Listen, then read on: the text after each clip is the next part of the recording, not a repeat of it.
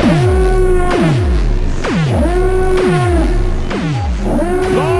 live the Empire! The Republic will be reorganized into the first galactic empire!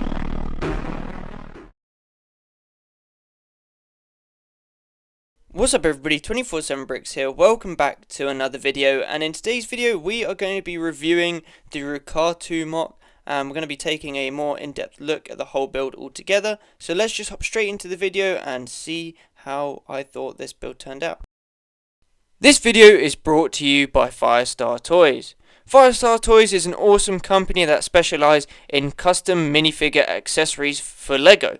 They have tons of different genres ranging from Star Wars to Marvel. It's insane the amount of genres they actually have. They also have official LEGO minifigures that you can also purchase, which is really nice as well.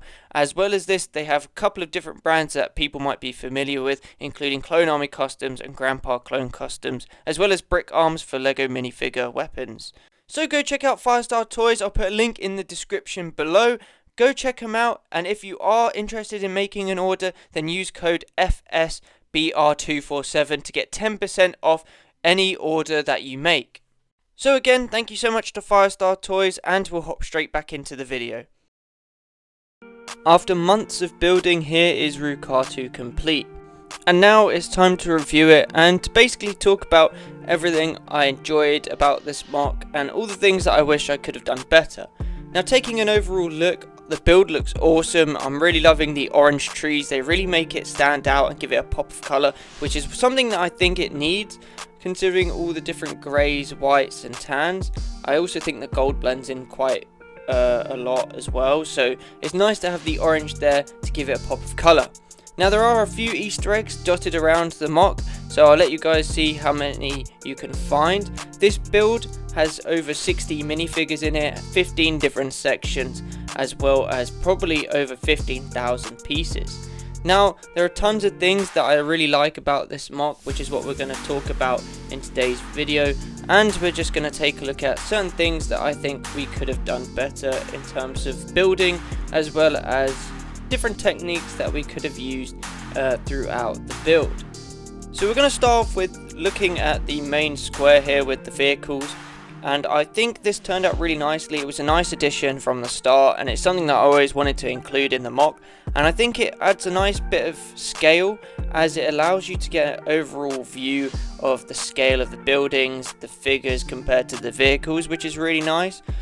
I also love the level of minifigures that are included within this scene. There are tons of different minifigures and a variety of different stormtroopers patrolling. It just really makes the scene come alive and makes it seem like the people are really unhappy about the Empire being on their planet. I also think I did a good job with placing the little crates and chests everywhere, as well as the signs, bringing the mock to life a little bit more, and again adding that little pop of colour here and there, which makes it again seem more alive and more lived in. And again, with the square, it has that nice little archway, as well as some of the larger buildings within the mock, which also again adds a lot of different heights, as well as height variants in terms of building, and a ton of different agreeable techniques which were used within the builds. And probably one of my favourite parts has to be the little kitchen interior that I did, which included several lighting features so you could see a little bit more inside the build. Now, I wish I did do another interior. That's definitely something I can pre-plan and do in the next large scale build.